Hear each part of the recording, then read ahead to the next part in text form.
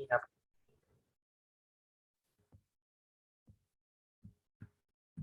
Gimana nih kabarnya nih? Kemarin PTKM gimana? Lolos semua kan? Boleh dong menekan kameranya sama mic.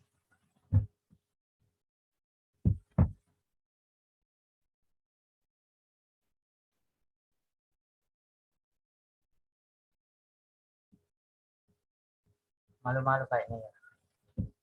Oke, di Zoom ini kita telah hadir pemateri kita, Bapak Sofyan Hadi. Selamat datang Bapak. Selamat pagi.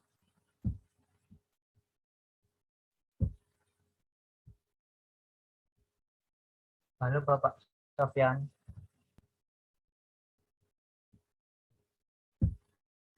Bapak Sofyan. Halo.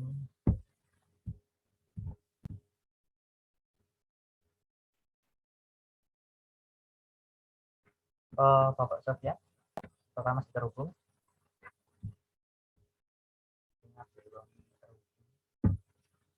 Ya, teman gimana kabarnya? Dan mungkin bisa tanya-tanya mengenai PMW atau kemarin setelah upload PKM atau masih bingung tentang P2MW atau bagaimana? Atau mungkin masih ada yang ditanyakan?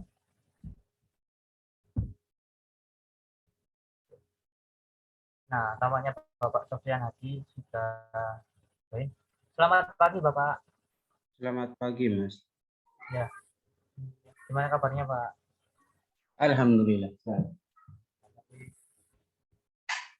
Oke.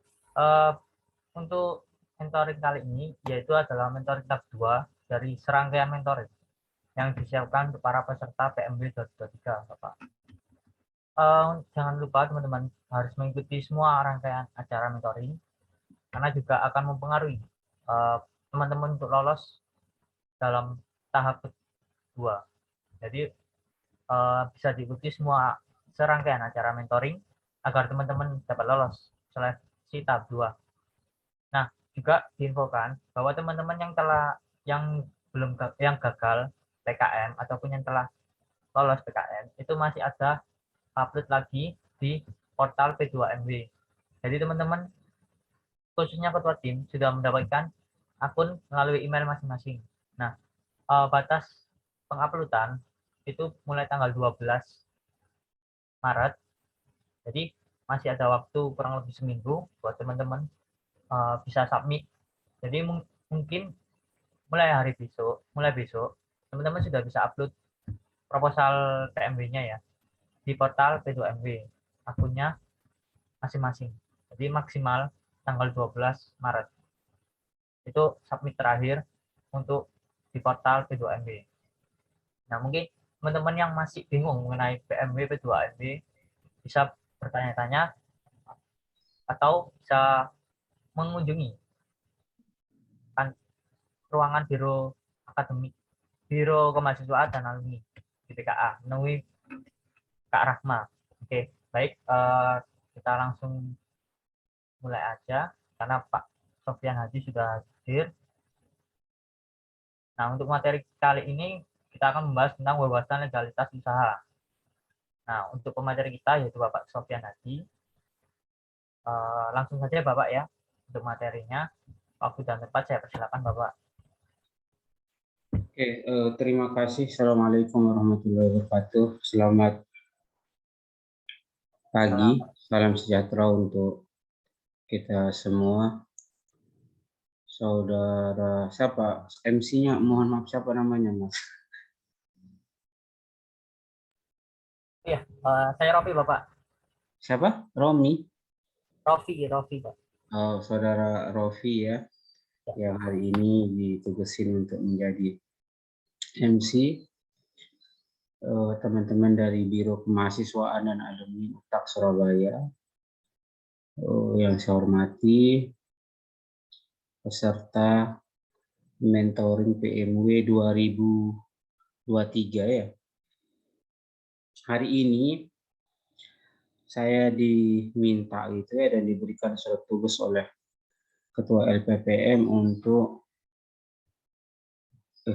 wakil rektor 1 ya kalau nggak salah berikan tugas ya untuk berdiskusi dengan adik-adik semua gitu ya terkait dengan wawasan legalitas usaha ya terutama terkait dengan NIB nomor induk berusaha. Jadi disclaimer dulu ya, disclaimer sebelum saya sampaikan materi. Disclaimer karena ini berbicara tentang legalitas usaha, maka ntar ada istilah-istilah mungkin yang kurang familiar bagi saudara gitu ya. Karena ini memang kajian hukum administrasi. Tapi nggak apa-apa, ntar coba kita diskusi pelan-pelan gitu ya. Kalau sekiranya ada yang perlu didiskusikan, langsung saja gitu ya. Oke, ini kok nggak ada yang aktifin videonya Mas Rofi. Oke, langsung aja ya. Saya udah punya izin ya untuk share screen ya. Sudah Bapak. Oke.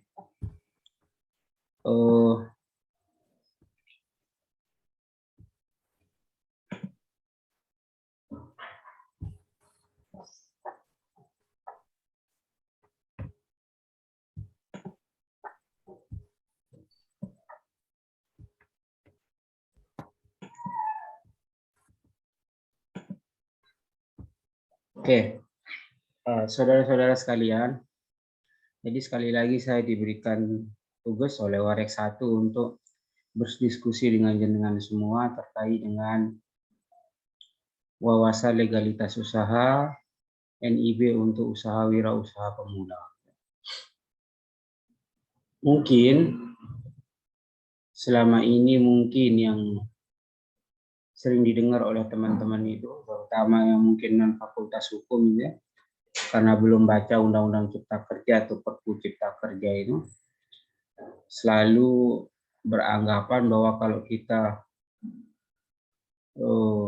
buka usaha itu, mau usahanya rendah, sedang, kecil gitu, pakai izin gitu. Ternyata semenjak Perpu nomor 2 2020 atau Undang-Undang 11 tahun 2020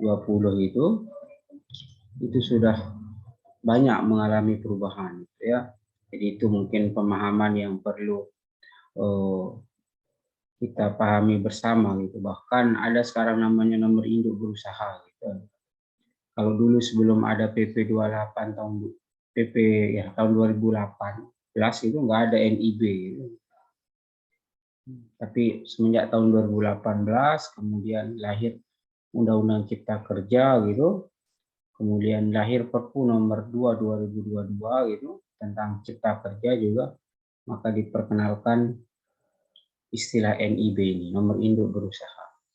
Apa fungsi NIB ntar kita diskusi. Nah ini sangat menguntungkan bagi mahasiswa-mahasiswa yang ingin menjadi wirausaha pemula. Oke.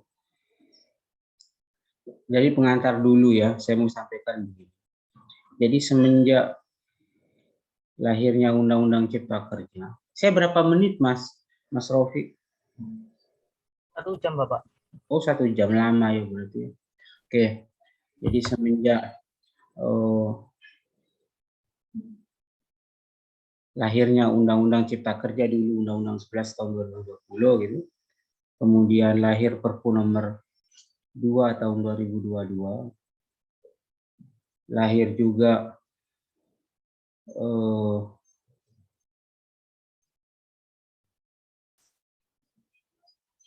PP 5 tahun 2021 gitu.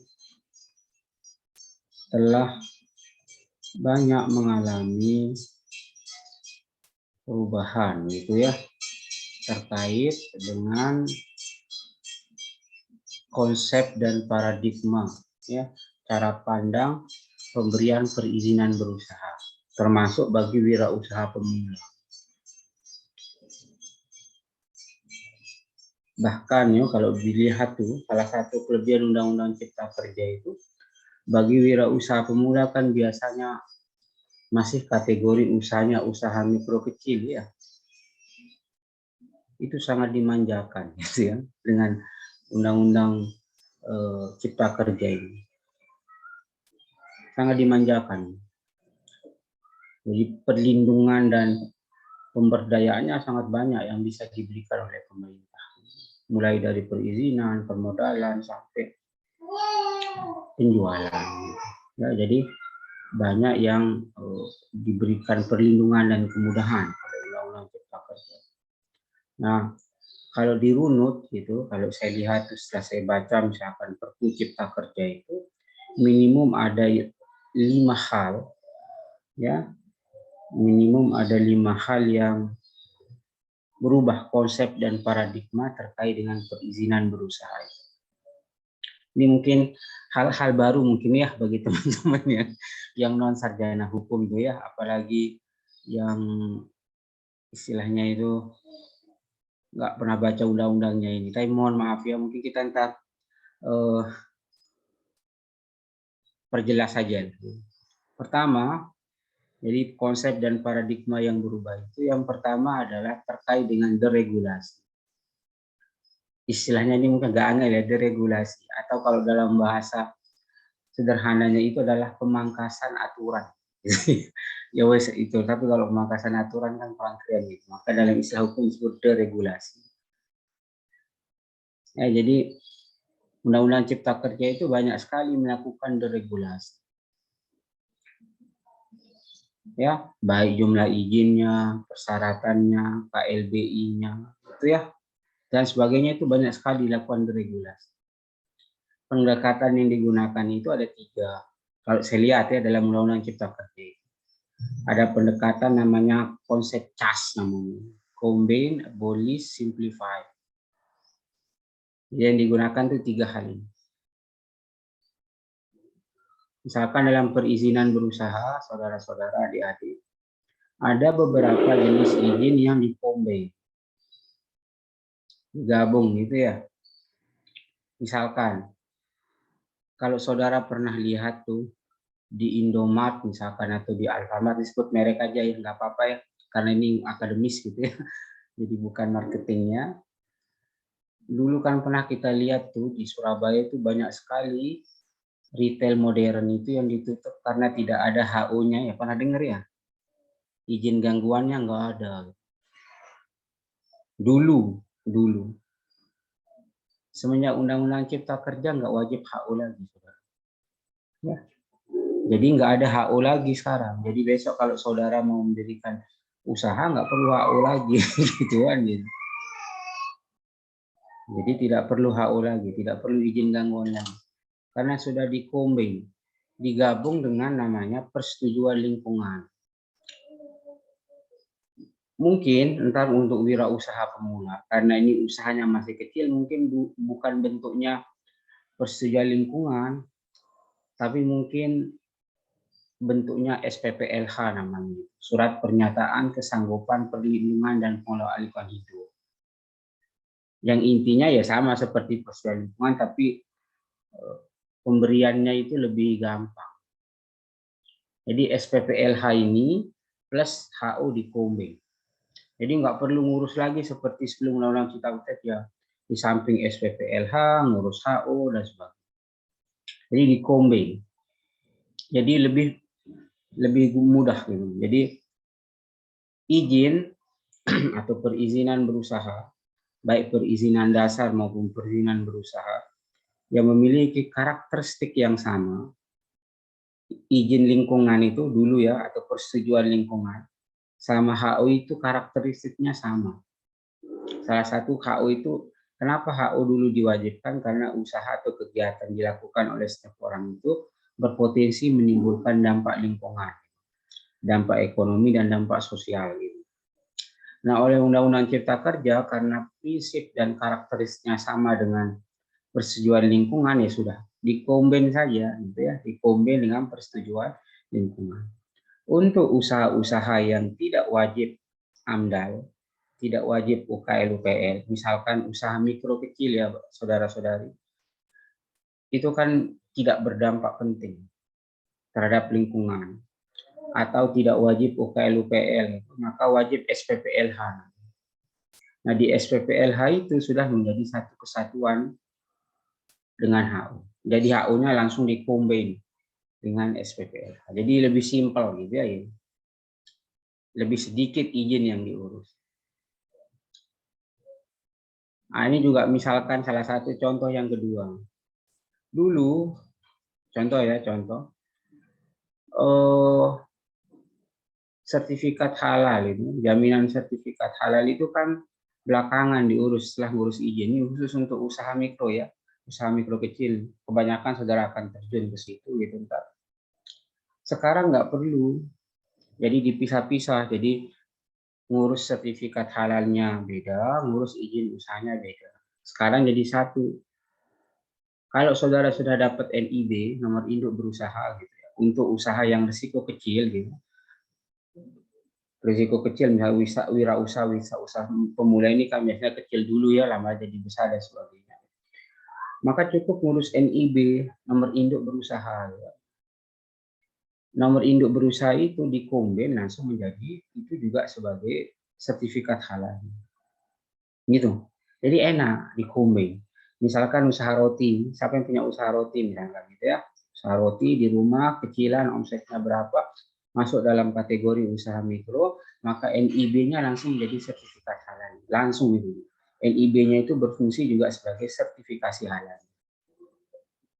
Bahkan sekarang yang terbaru dalam Perpu nih, Perpu nomor 2 2020 untuk usaha mikro kecil, jaminan sertifikasi halalnya itu bersifat pernyataan. Jadi sudah kalau menurut saudara yakin bahwa itu halal, sudah tentukan halal aja. Deklaratif aja sifatnya gitu. Jadi nggak perlu tes-tes lagi di mana itu di Kementerian Agama. Lebih memudahkan. Itu namanya kombin. Jadi ada beberapa jenis izin atau perizinan berusaha yang karakter dan prinsipnya sama, kemudian dijadiin satu. Lebih enak. Setelah dikombin, deregulasi yang kedua yang digunakan dalam Undang-Undang Cipta Kerja itu menggunakan prinsip abolish. Jadi menghapus. Salah satu yang dihapus tadi yang contoh pertama tadi. Jadi tidak wajib ada izin gangguan lagi. Ya, dihapus.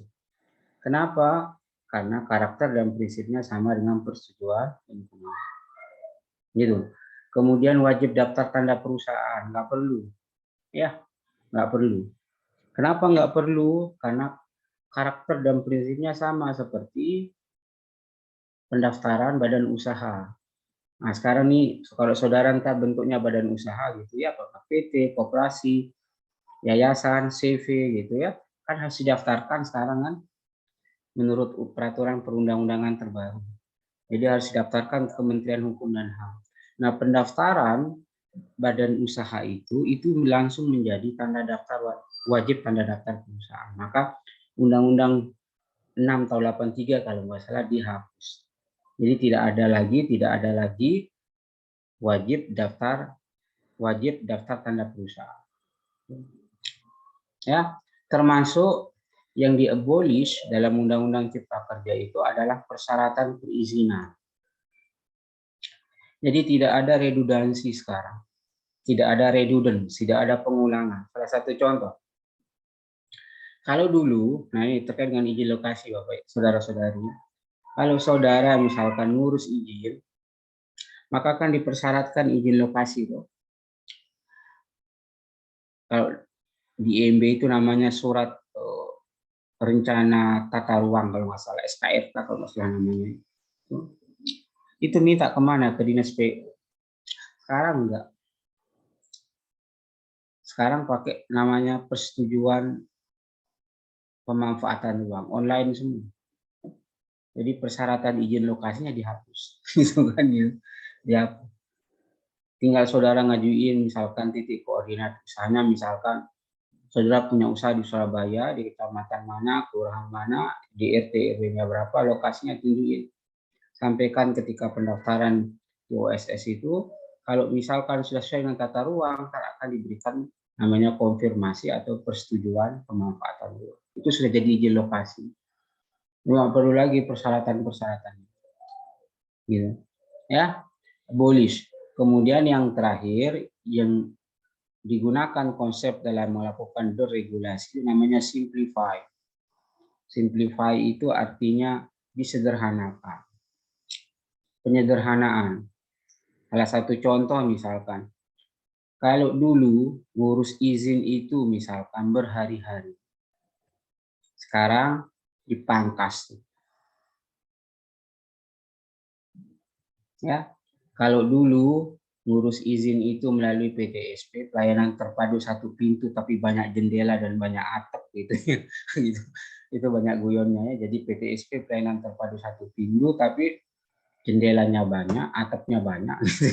Jadi tetap minta rekomendasi sana sini. Sekarang disimplifikasi. Ya, disimplify. Cukup melalui OSS, namanya online single submission. Udah online semua. Jadi tidak perlu lagi ngurus kemana-mana. Penyederhanaan yang kedua, sebelum lahir Undang-Undang Cipta Kerja misalkan, ketika seseorang mengajukan permohonan izin, dia kan harus menyertai persyaratannya. Misalkan mau ngurus izin usaha industri kecil ya, namanya IUIK namanya itu ya. Saudara punya industri kecil misalnya. IUIK kecil ya. Kan persyaratannya ada itu. Bla bla bla bla bla gitu. Jadi ketika mengajukan permohonan maka diberikan waktu biasanya seminggu atau 2 minggu itu untuk persyaratannya dikumpulkan. Sekarang berubah. Ya, sekarang berubah. Persyaratan itu belakangan. Izin terbit dulu baru namanya pemenuhan persyaratan.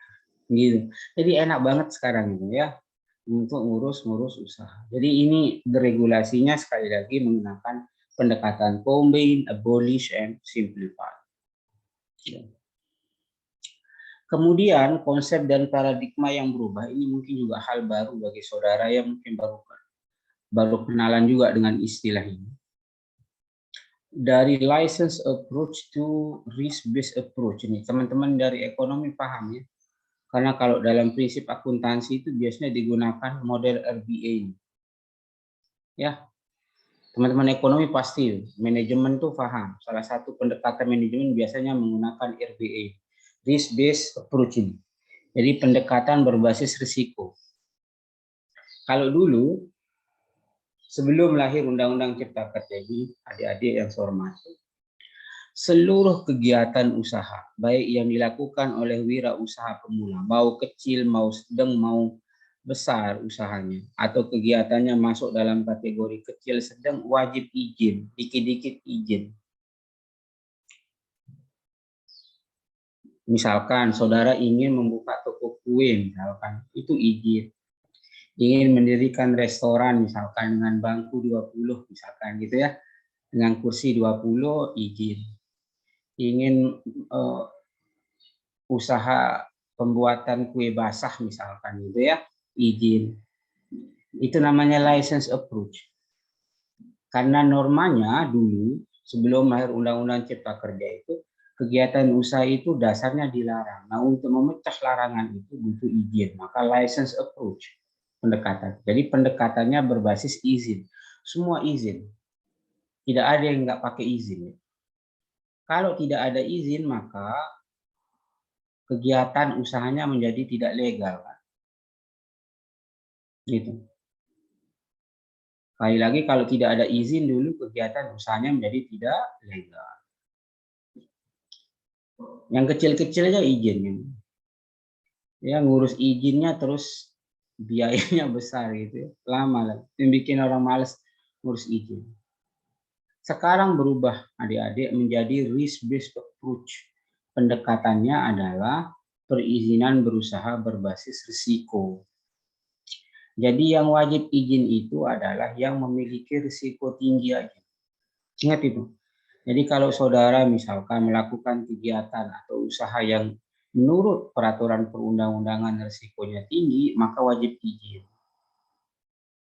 Tapi kalau misalkan risikonya menengah, hanya pemenuhan sertifikat standar. Terada atau sertifikat standar. Tapi kalau usaha saudara itu tidak tergolong risiko menengah, risiko tinggi atau risiko rendah, ya sudah cukup nomor induk berusaha aja udah cukup. Contoh ya, saya contohin. Saudara ingin membuka usaha restoran, jumlah kursinya 20. Itu kan usaha yang risikonya rendah. Nggak perlu pakai izin deh. Cukup daftarkan usaha saudara di OSS, ntar memperoleh NIB, sudah. NIB itu sebagai legalitas usaha saudara. Paham ya? Maksud saya ya, lebih gampang ya. Termasuk misalkan saudara seperti tadi itu ingin memproduksi kue basah. Ini ada usaha orang tua kue basah misalkan. Supaya usaha orang tua saudara itu legal gitu ya, nggak perlu izin sekarang deh. Kalau dulu ngurus IUIK namanya, izin usaha industri kecil, atau kemudian PIRT-nya ke dinas kesehatan, banyak sekali jenis izinnya deh. Sekarang enggak, cukup saudara daftarin tuh usahanya, punya hak akses gitu ya, kemudian daftarin usahanya lewat OSS, ntar dapat namanya nomor induk berusaha. Nah, nomor induk berusaha itu sebagai legalitas, sebagai dasar keabsahan usaha saudara. Tuh, ya bisa dipahami ya. Ini namanya risk based approach. Jadi sekali lagi dihitung risikonya. Terus di mana kita tahu risiko ini tinggi, sedang, rendah gitu. Misalnya gitu ya. Pertanyaannya gitu misalnya. Oh, saya pengen usaha A, itu risiko tinggi, risiko sedang, atau risiko rendah gitu. Di mana kita bisa lihat? Ntar saudara bisa lihat di lampiran PP nomor 5 tahun 2021. Itu ada 16 jenis usaha kegiatan yang pemberian perizinan berusahanya menggunakan konsep risk based approach ini. Jadi pendekatannya berbasis risiko. Itu ya bisa dipahami ya. Jadi jangan semua ntar dikira izin. Padahal oh ini risikonya rendah gitu ya. Nggak wajib izin, cukup daftar saja. Namanya NIB tadi itu, nomor induk berusaha, itu sudah sebagai legalitas usaha. Paham ya? Bisa dipahami ya kira-kira? Yang lain-lain ada yang belum paham? Karena sekali lagi ini istilah hukum ya, jadi saya bingung menjelaskannya gimana. Gitu. Silahkan, ada yang ingin bertanya? Silahkan.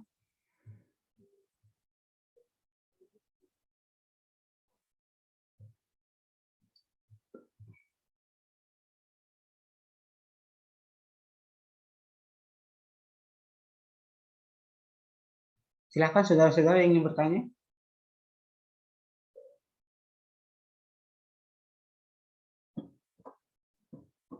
Oke. Kemudian paradigma selanjutnya, adik-adik yang saya hormati, ini juga mungkin hal baru ya, namanya trust but verify. Ini yang dalam undang-undang disebut dengan istilah pemenuhan komitmen. Ini salah satu bentuk simplifikasi pemberian perizinan berusaha.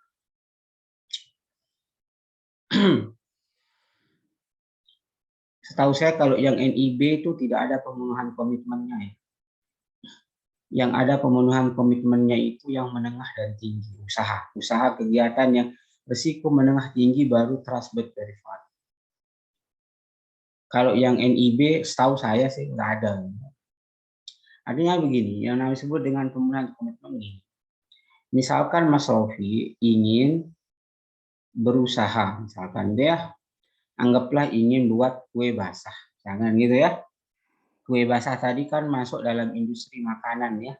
Ya wes dengan skala mungkin omset mungkin 1 juta lah sehari gitu. Itu termasuk masih risiko kecil gitu.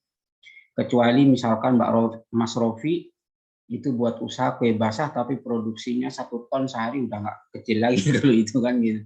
Sudah risikonya pasti menengah ya. Karena limbahnya banyak pasti kalau itu kan.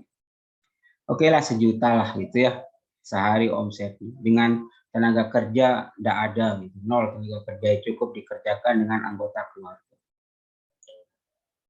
Ya, maka Mas Rofi itu tinggal sudah ke Dinas Penanaman Modal, layanan terpadu 1 pintu Kota Surabaya. Ntar itu di situ akan difasilitasi. Difasilitasi, diberikan hak akses dulu. ya, supaya bisa sama seperti buka siakatan, kalau nggak punya hak akses kan nggak bisa masuk tuh. Jadi diberikan hak akses, kemudian masuk di OSS tuh, online single submission itu daftar. Nah di situ ntar akan mengajukan permohonan untuk memperoleh nomor induk berusaha. Selesai sampai di situ. Jadi tidak ada pemulangan komitmen. Beda kalau misalkan Mas Rofi ini mau bikin usaha, misalkan PT ya, PT ABC, bidang usahanya pertambangan pasir misalkan, gitu ya, pertambangan pasir. Mungkin risikonya nggak tinggi kali ini, ya mungkin menengah tinggi. Maka pakai pemenuhan sertifikat standar. Ngajuin ke OSS, dapat NIB, plus namanya sertifikat standar. Terus kapan diperiksa persyaratannya? Diterbitkan dulu sertifikat standar itu, kemudian ntar diverifikasi oleh Dinas Energi Sumber Daya Mineral gitu provinsi, bener nggak ini? Itu namanya trust but verify. Jadi pemenuhan komitmen. Jadi persyaratan itu belakangan. Jadi izinnya atau perizinan berusahanya itu lebih dulu keluar, gitu ya. Lebih dulu keluar, baru setelah itu lengkapi persyaratan, baru akan diverifikasi. Bisa dipahami ya?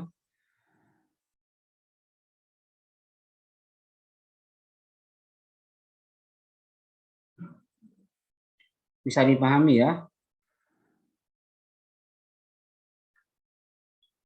Oke, itu namanya trust but verify. Ini namanya pemenuhan komitmen. Ya.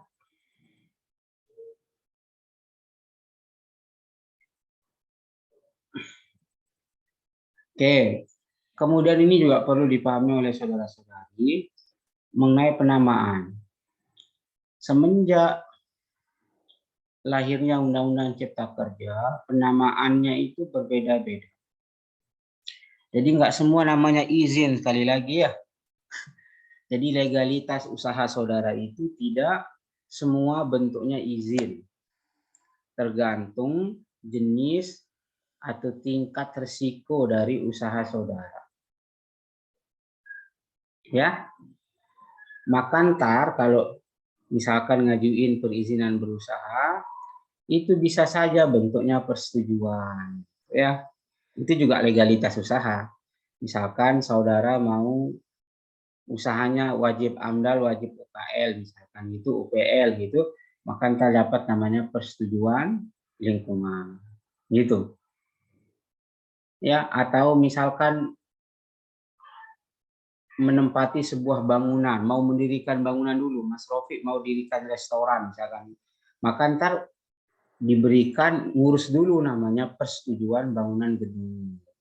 Bentuknya persetujuan, tapi persetujuan itu juga legalitas. Ingat ya, tanda bahwa pembangunan itu sah.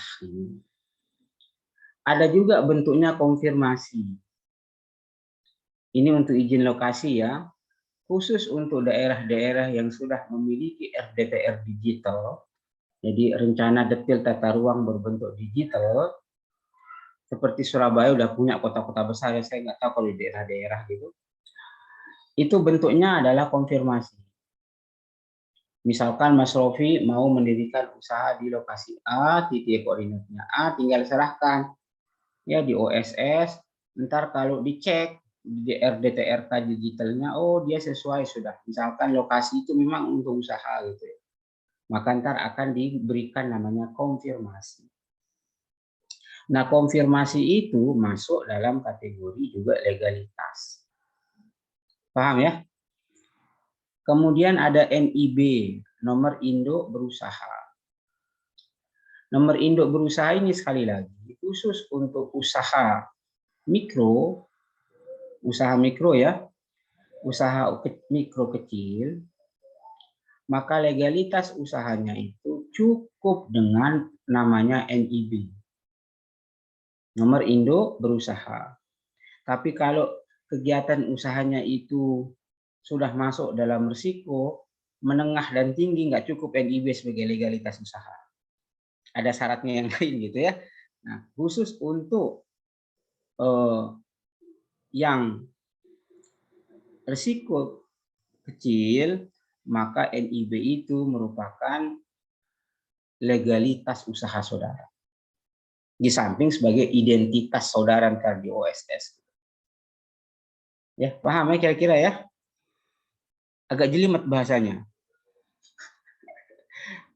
Mohon maaf kalau agak jelimet.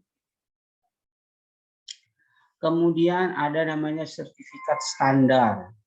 Ya, sertifikat standar ini adalah legalitas usaha bagi kegiatan usaha yang risikonya menengah. Jadi ntar kalau saudara melakukan kegiatan usaha yang risikonya menengah, di samping wajib memiliki NIB sebagai identitas saudara, maka legalitas usahanya adalah sertifikat standar. Gitu ya. Kemudian yang terakhir baru izin. Nah, izin ini adalah legalitas usaha untuk kegiatan usaha yang berisiko tinggi.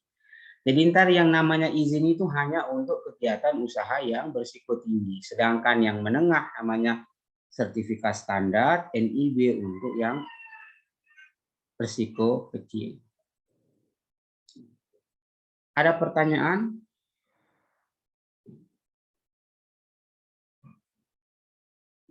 Silahkan Mbak Chandra. Baik Pak, terima kasih. Sebelumnya mohon maaf Pak, saya tidak bisa on cam dikarenakan sinyal saya kurang stabil. Jadi yang ingin saya tanyakan ini tadi untuk NIB tadi kan untuk usaha menengah ke bawah ya Pak. Mikro Kemudian, kecil, Mbak. Mikro oh kecil. iya, Mikro kecil. Jadi risiko usaha yang resikonya kecil. kecil, ya betul. Ya, berarti kalau semisal usahanya dengan resikonya besar, itu berarti tidak memerlukan NIB ya Pak? Oh, Melanjutkan wajib, ke, tetap wajib. tetap wajib. Ya, wajib. Oh, berarti hanya berkas-berkasnya saja seperti sertifikasi izin-izinnya lainnya yang perlu dilengkapi gitu Pak. Oke, jadi begini Mbak Chandra. Jadi tadi kan Undang-Undang Cipta Kerja itu menggunakan risk-based approach kan. Untuk kegiatan usaha yang risikonya kecil, legalitas usahanya itu dibuktikan dengan NIB saja, cukup NIB. Tapi kalau risiko usaha itu masuk dalam kategori menengah, gitu, maka legalitas usahanya dua bentuknya. NIB sebagai identitas pelaku usaha plus sertifikat standar. Bisa dipahami ya Mbak Chandra ya? Iya Pak, bisa. Terima kasih ya Pak. Kalau risiko usahanya tinggi, maka legalitas usahanya itu dibuktikan dengan NIB plus izin. Gitu. Maka NIB itu ada dua fungsinya Mbak Chandra. Satu sebagai legalitas usaha untuk usaha yang risikonya rendah atau kecil. Dan yang kedua sebagai identitas pelaku usaha. Gitu. Bisa dipahami ya kira-kira ya Mbak Chandra ya? Iya, bisa. Terima kasih Pak. Pertanyaannya tadi selanjutnya, gimana kita bisa melihat misalkan kalau saudara mau melakukan usaha ini masuk kecil, sedang, atau tinggi. Nah, cari di PP Peraturan Pemerintah Nomor 5 Tahun 2021. Bisa saja usaha mikro kecil menengah itu melakukan kegiatan usaha yang risikonya sedang. Jadi nggak cukup NIB. Contoh ya, contoh. Saudara punya usaha rumah pemotongan hewan. Omsetnya masuk dalam kategori, dilihat dari omset dan tenaga kerja masuk dalam usaha kecil misalkan gitu ya. Tapi kegiatan yang saudara lakukan itu masuk dalam kategori misalkan menengah risikonya. Maka tidak cukup NIB. Maka yang wajib apa? NIB plus sertifikat standar. Paham ya? Bisa dipahami ya? Kira-kira penjelasan saya. Mas Rofi bisa paham ya? Mbak Chandra bisa ya? Silahkan yang lain.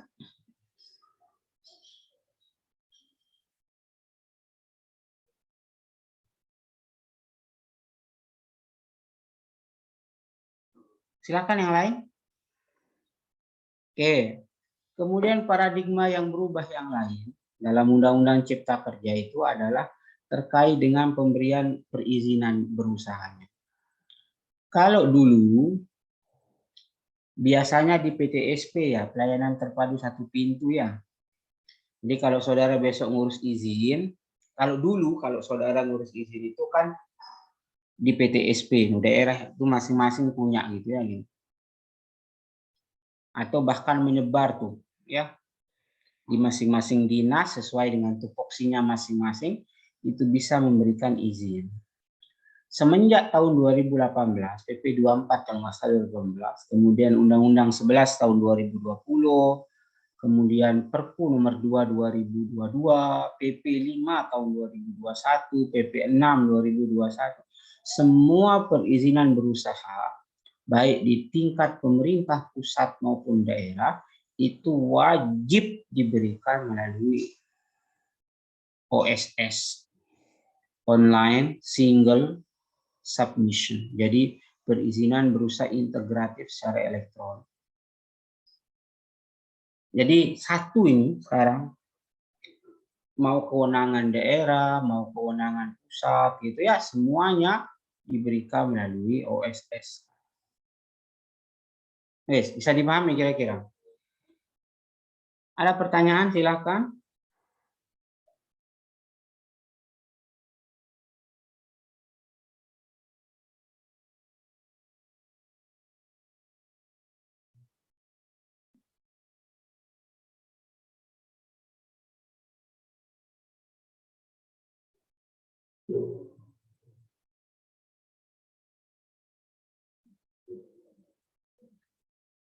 Silahkan.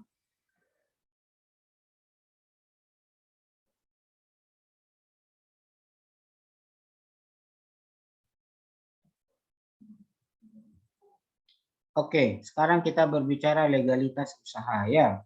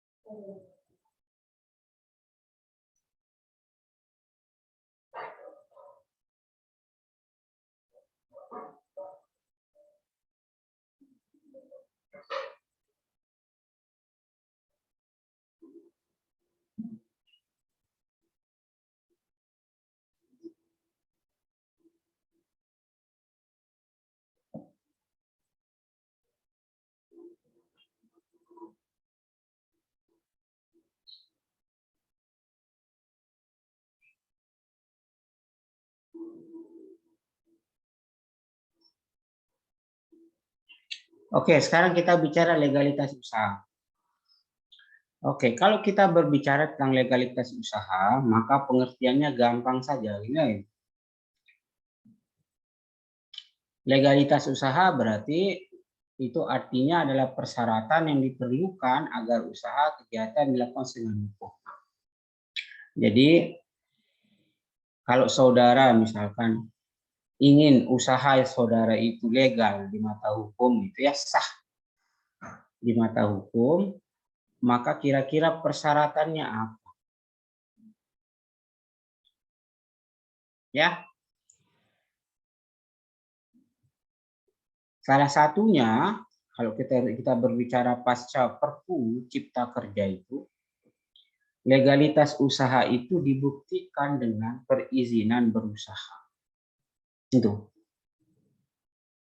Perizinan berusaha itu bentuknya apa? Bisa bentuknya persetujuan, ya. Seperti saya jelaskan tadi itu, bisa bentuknya konfirmasi, bisa bentuknya NIB, bisa bentuknya izin, bisa bentuknya sertifikat standar. Gitu. Bisa dipahami ya. Jadi jangan terpaku nggak ada izinnya ini, bisa saja dia kan usaha risikonya kecil gitu ya, nggak perlu izin, cukup NIB saja. Nah, NIB itu sebagai dasar legalitas usaha. Karena itu masuk dalam kategori perizinan berusaha. Gitu ya. Nah, jadi perizinan berusaha kalau kita secara normatif dalam pasal 1 angka 1 PP 5 2021 itu didefinisikan sebagai legalitas. Jadi perizinan berusaha itu adalah legalitas. Legalitas.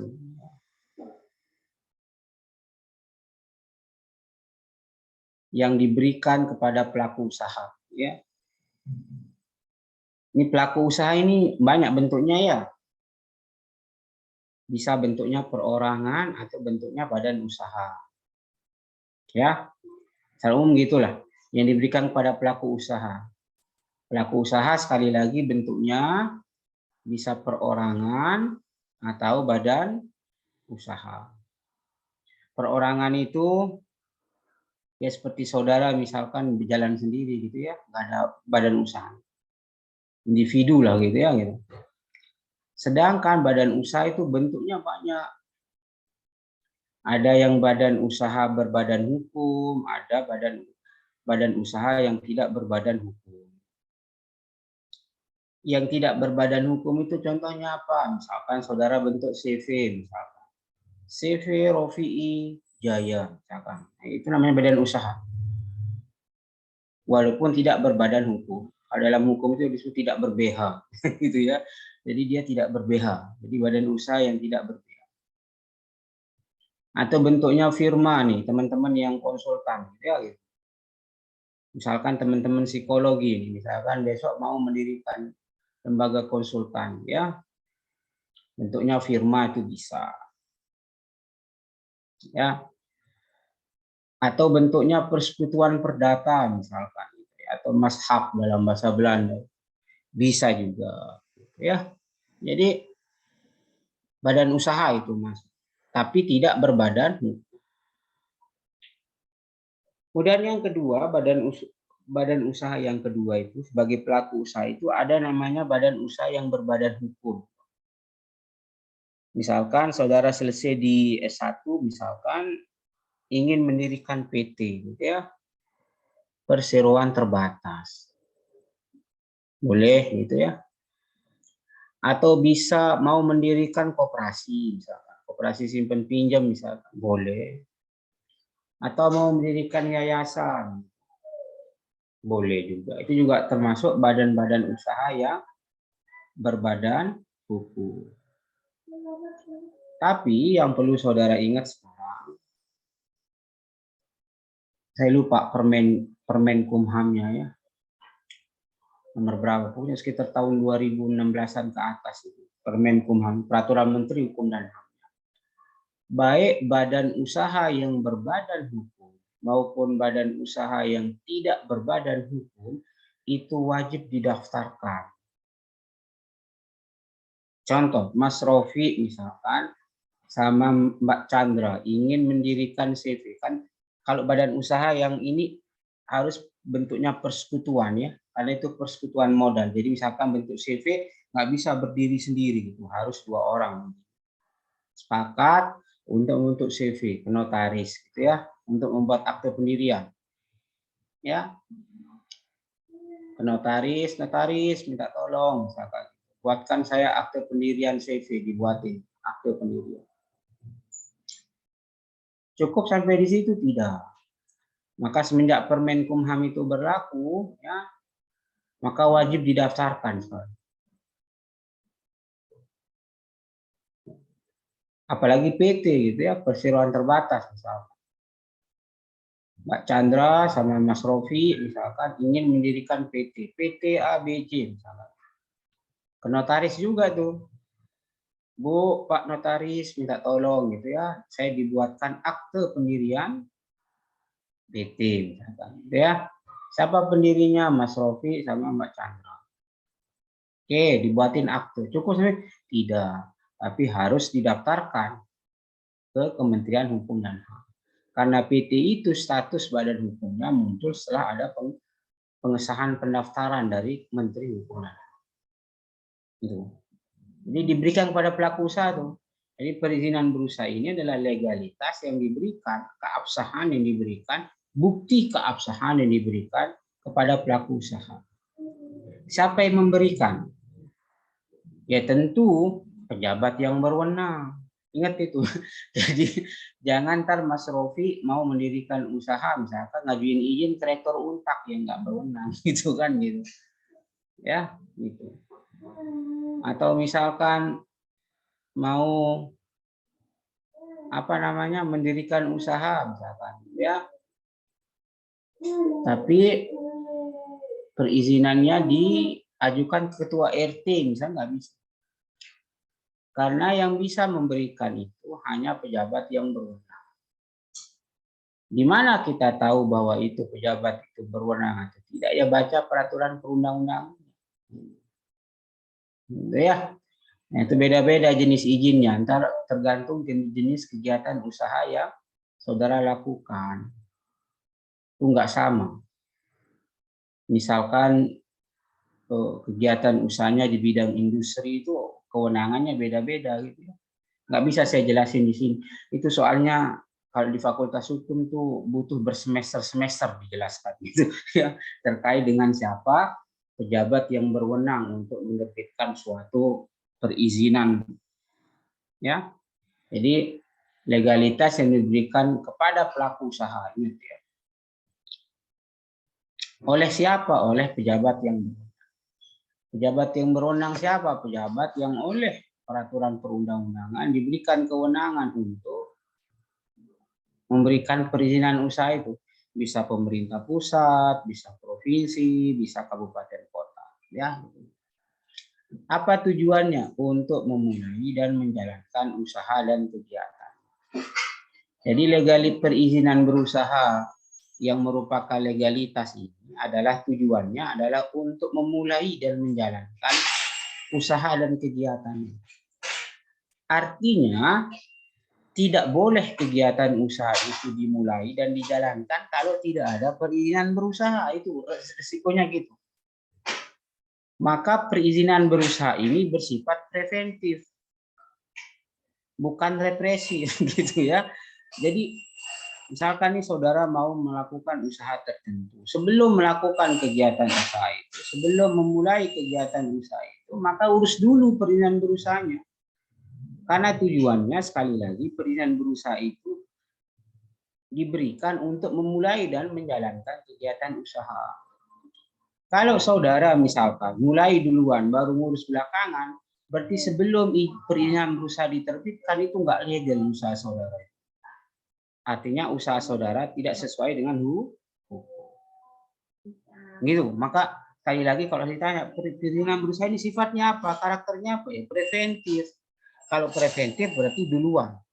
Jadi urus dulu izin usaha, baru usaha itu bisa dijalankan atau dimulai. Tapi prakteknya di Indonesia gimana? Prakteknya gimana Mas Rofi?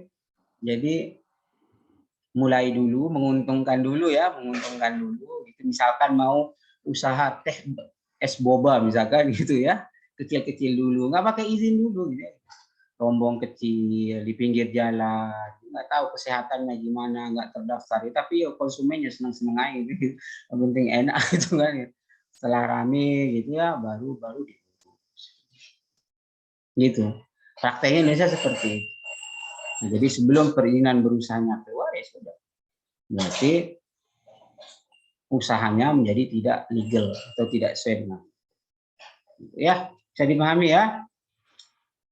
Oke, nah untuk memenuhi menurut pasal 4, jadi kegiatan usaha itu bisa dimulai apabila nih dua hal terpenuhi.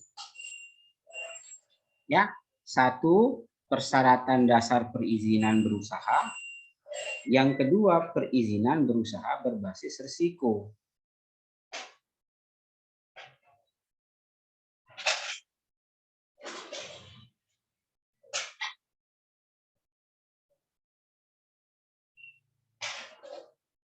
Gitu. Jadi ada dua, persyaratan dasar perizinan berusaha, kemudian yang kedua perizinan berusaha berbasis risiko. Jadi dua hal ini harus dipunyai nih, ya. Nah, ini persyaratan dasarnya ada 3 menurut Undang-Undang Cipta Kerja ya. Konfirmasi persetujuan pemanfaatan ruang, kemudian persetujuan lingkungan, persetujuan bangunan gedung. Tuh, konfirmasi persetujuan pemanfaatan ruang ini untuk izin lokasi ya, kalau belum izin lokasi.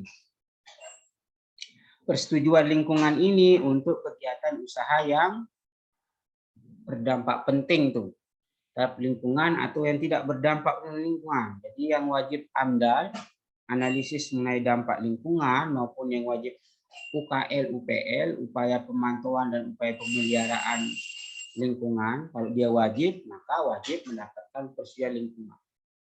Kalau tidak wajib AMDAL, tidak wajib UKL, UPL, maka wajib namanya SPPLH, surat pernyataan kesanggupan perlindungan dan pengelolaan lingkungan hidup. Tuh, bagi usaha-usaha risiko rendah itu biasanya atau kecil itu biasanya pakai SPPLH. Misalkan seperti tadi itu, misalkan Mas Rofi misalkan mau mendirikan restoran, kursinya 20 misalkan ya. Itu kan risikonya rendah tuh. Ya SPPLH ya. Dan sebagainya. Ya itu namanya persyaratan dasar. Kemudian perizinan berusaha berbasis risiko itu diberikan berdasarkan risiko. Jadi risk based approach, tingkat kegiatan usaha. Jadi tingkat kegiatan usaha itu risikonya apa? Dalam undang-undang itu dibagi menjadi 3. Ada risiko rendah, ada risiko sedang, ada risiko tinggi. Tuh, jadi di mana kita bisa lihat sekali lagi rendah, sedang, tinggi ini di PP 5 2021. Angel ya. PP itu tebelnya kalau nggak salah sekitar 1000 sampai 2000 halaman. PP, 1 PP aja. Angel. Nih. Kira-kira seperti ini gambarnya ya. Kira-kira seperti ini gambarnya.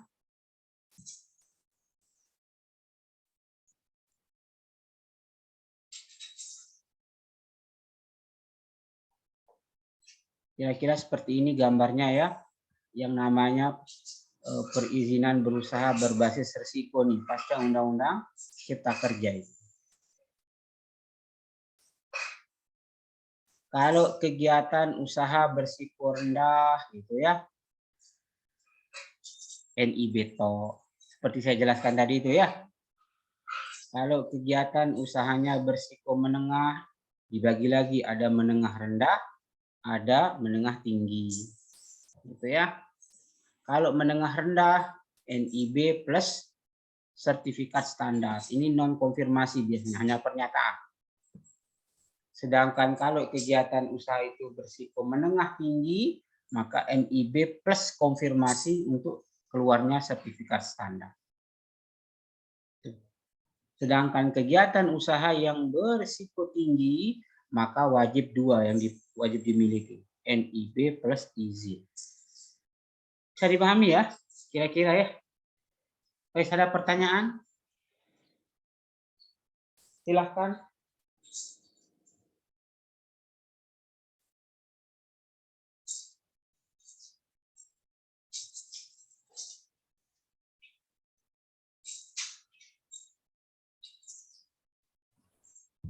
Oh, boleh bertanya Bapak?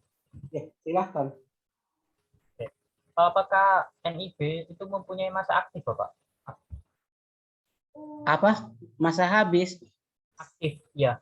Atau ada perpanjangan gitu? Nomor induk berusaha itu 1 selamanya, selama dia menjalankan usahanya ya. Misalkan Mas Rofi daftar di OSS gitu. Daftar di OSS, dapat NIB, lah itu sudah nomor induk berusaha itu sebagai daftar satu-satu, sebagai single identity, sama seperti nomor induk kependudukan, Mas. Mau usaha apapun ntar NIB-nya sama. Gitu ya.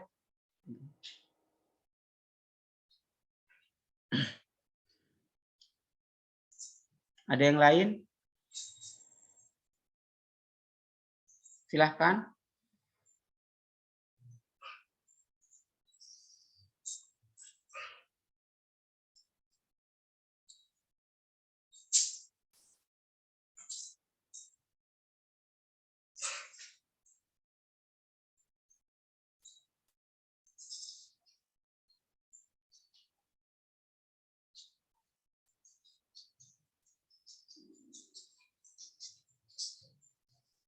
Silakan.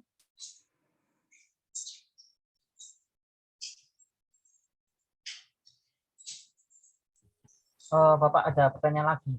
Ya, silakan. Kan tadi Bapak sempat menyinggung masalah koperasi, Pak ya. Nah, ini pertanyaannya, kalau misalnya ada koperasi mahasiswa, tapi usahanya bukan dalam bidang simpan pinjam, melainkan seperti toko kecil, Bapak, yaitu kayak menjual ATK dan sebagainya. Itu apakah perlu NIB juga, Bapak? Semua kegiatan usaha, apapun bentuknya, itu perlu NIB. Karena ntar kalau butuh permodalan, pasti ditanya oleh bank. Tidak mungkin bank itu bisa menyalurkan kredit tanpa ada legalitas usaha. Paling kalau jual ATK gitu, paling risikonya rendah. Mas Rofi ya, itu risikonya rendah, nggak cukup sampai sertifikat standar. Nah, toko kelontong saja Mas Rofi itu harus daftar. Ya, sebenarnya menurut aturan, toko kelontong saja itu wajib memiliki namanya NIB. Jual pulpen, ATK, misalkan fotokopi dan sebagainya ya. ATK kan biasanya jadi langsung satu-satuan dengan mesin fotokopi misalkan itu wajib memiliki NIB. Gitu. Entar tinggal dicocokkan kode KLBI-nya apa gitu ya. KBLI. Jadi kode batang apa sih? Lapangan Usaha Indonesia ini. Entar ada kok itu. Entar cek aja ya di internet KBLI berapa gitu, entar ada itu. Kalau ATK itu. Ya, gitu. Udah ditentuin judul, jenis usahanya apa di KBLI itu tinggal nomor-nomor kode-kode aja. Itu dikeluarkan oleh Menteri Perindustrian kalau nggak salah KBLI. Ya, jadi walaupun hanya ATK, toko kelontong ini kan teman-teman banyak mau jadi wirausaha gitu ya. Misalkan jual beras saja gitu, wajib dapat namanya NIB. Jual minyak goreng misalkan gitu ya. Minyak lokasi gitu ya sudah, wajib punya NIB. Kecuali mungkin kalau jual apa namanya jual apa ya istilahnya, mungkin di toko kelontong lah yang eceran nggak jelas, mungkin reseller gitu misalkan gitu ya. Jadi itu mungkin enggak ada, kalau itu saya belum pernah dengar sih. Gitu kira-kira Mas Rofi. Baik, Bapak, terima kasih. Mungkin teman-teman yang lain. Silahkan, ada yang lain? Atau ditunjuk saja, Bapak. Hah? Ditunjuk salah satu, mungkin bisa speak up. Oh gitu, ya wes. Ini ada dosen juga Bu Awin. Bu Awin dosen fisik ya? Oh. Silahkan yang lain. Mbak Zilfa Liskiyah silahkan kalau ada yang ditanyakan. Ini kayaknya masih ngantuk nih Mas Rofi ini teman-teman ini. Liburan soalnya, Pak, hari Sabtu.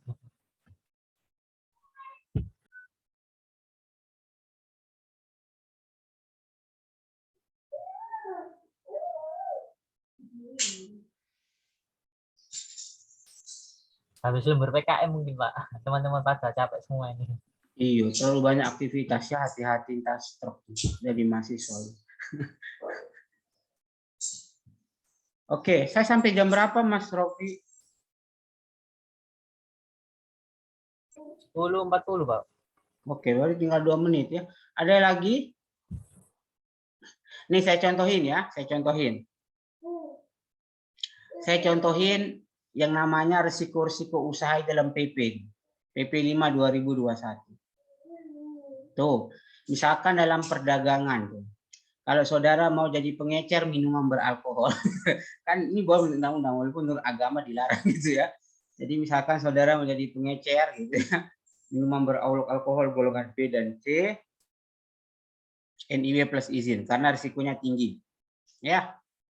Tapi kalau saudara misalkan mau berusaha di perdagangan besar mobil baru dan bekas, misalkan showroom mobil gitu ya, NIB-nya rendah. Tetap daftar itu Mas Rofi ya gitu ya.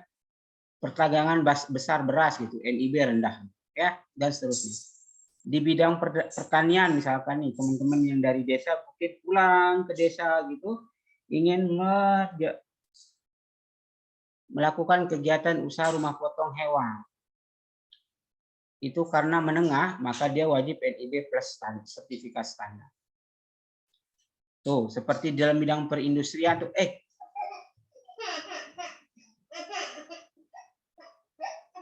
di bidang perindustrian misalkan,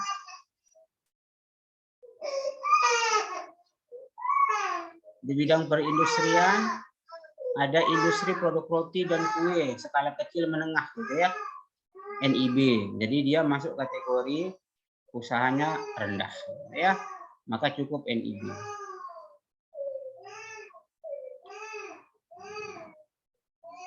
Tuh, banyak sekali ya. Wes, ntar aja dipelajari di PP 5 2021 ya.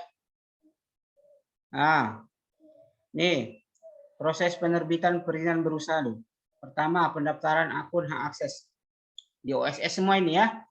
Jadi bagi teman-teman, kemudian yang mau ngurus pendaftaran NIB, pendaftaran hak akses dulu. Dan seterusnya ya hampir sama. NIB tuh. Dan seterusnya baca ntar ya. Ntar tak kirimkan materinya ini ya. Sama Mbak siapa itu? Istrinya Hairul Ma'arif itu. Tak kirim lewat dia. Mbak siapa namanya? Mbak Rahma. Mbak Rahma, tak kirimkan lewat Mbak ya. Oke. Nah ini wes, perlindungan usaha. Nah ini banyak sekali nih. Jadi ini untuk mikro kecil nih banyak sekali perlindungannya. Dalam Undang-Undang Cipta Kerja dan lain-lain. Karena waktu udah habis, saya cukupkan sampai di sini ya. Wes, ada yang perlu didiskusikan? Monggo.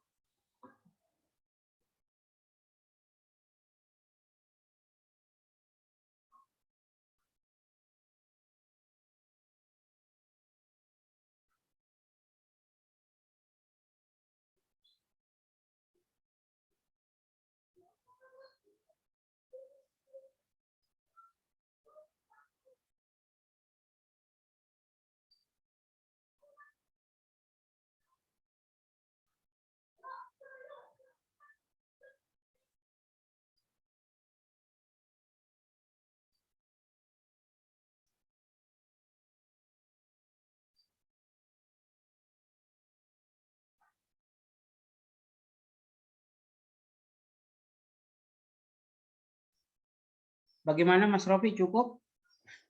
Sudah cukup sepertinya Bapak. Oke, kalau cukup, saya iri ya.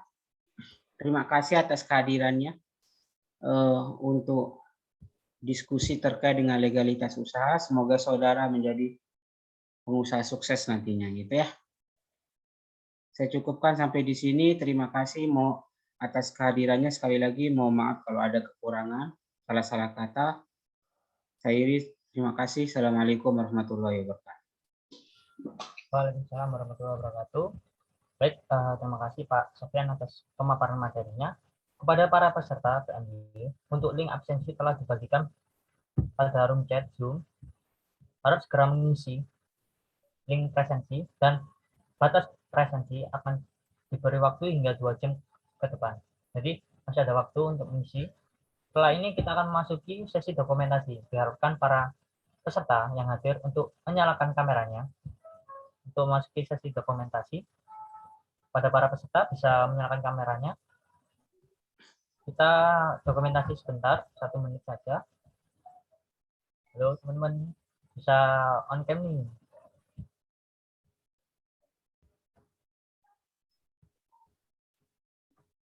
Oke, untuk operator mungkin bisa menyiapkan dokumentasi. Pada para peserta yang bisa on cam, bisa menyalakan kameranya.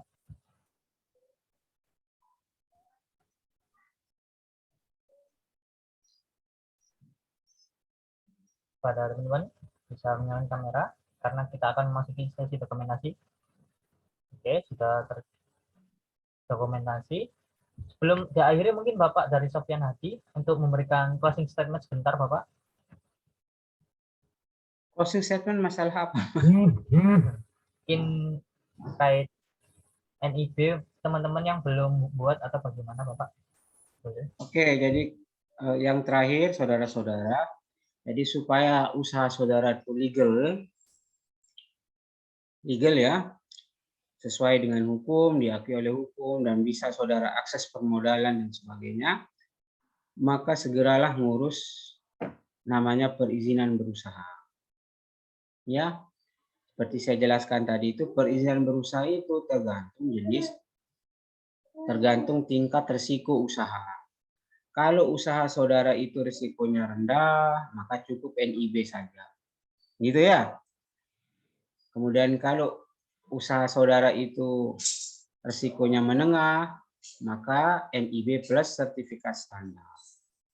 Kalau usaha saudara itu risikonya tinggi, maka legalitas usahanya itu dibuktikan dengan NIB plus izin. Jadi saudara sendiri yang tahu usaha saya ini risiko menengah, risiko rendah, atau risiko tinggi.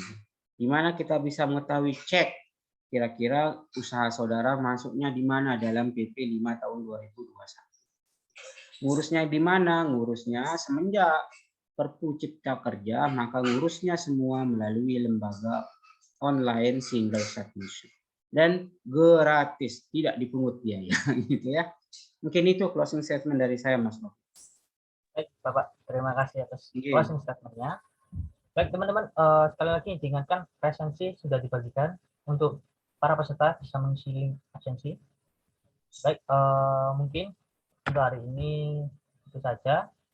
Saya ucapkan terima kasih kepada Bapak Sofyan Hadi atas waktunya dan kesempatannya dalam memberikan informasi mengenai legalitas. Bila ada salah kata dan perbuatan dalam kegiatan hari ini, mohon dimaafkan. Mungkin itu saja untuk mentoring kedua, dan jangan lupa untuk mengikuti mentoring ketiga yang akan dilaksanakan minggu depan. Kita akhiri. Sekian dari saya selaku MC. Assalamualaikum warahmatullahi wabarakatuh. Terima kasih Bapak Sofyan. Oke, terima kasih. Sampai ketemu di lain kesempatan. Saya mohon izin live ya. Ya Pak, terima kasih. Oke.